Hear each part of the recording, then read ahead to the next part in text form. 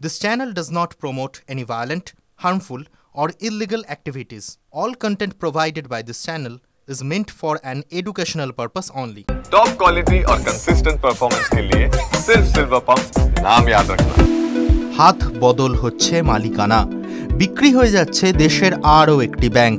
IDBI ব্যাংকের strategic ডিসইনভেস্ট প্রক্রিয়ার চূড়ান্ত পর্যায়ে শুরু হয়ে গিয়েছে বলেই জানা গিয়েছে। সরকারি সূত্রে খবর এমনটাই। এবার এই ব্যাংকের লক্ষ লক্ষ গ্রাহকদের কি হবে? সরকারি সূত্রে জানা যাচ্ছে আইডিবিআই ব্যাংক বিক্রি হতে চলেছে, এর অংশীদারিত্ব বিক্রি হবে। ইতিমধ্যেই ইন্টার মিনিস্ট্রিয়াল গ্রুপ থেকে ক্লিয়ারেন্স দেওয়া হয়েছে শেয়ার কেনাবেচার চুক্তি নিয়ে।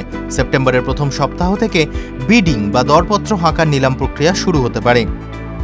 মানি কন্ট্রোলের প্রতিবেদন অনুযায়ী যে ব্যাংকগুলি আইডিবিআই ব্যাংককে কিনতে আগ্রহী তার মধ্যে দুবাইয়ের এমিরেটস এনবিডি ব্যাংক এগিয়ে রয়েছে।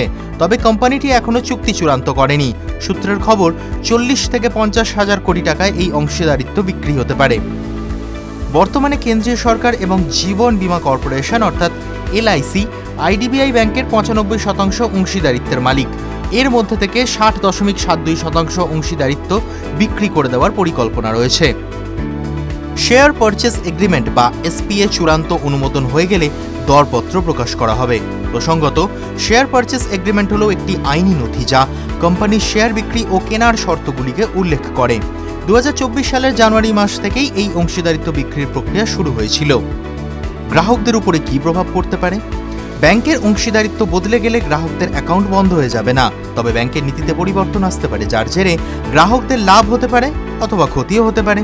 ব্যাংকের সুদের হার বাড়তে পারে, যার জেরে গ্রাহকদের খরচ আরও বাড়বে। TV9 Bangla digital.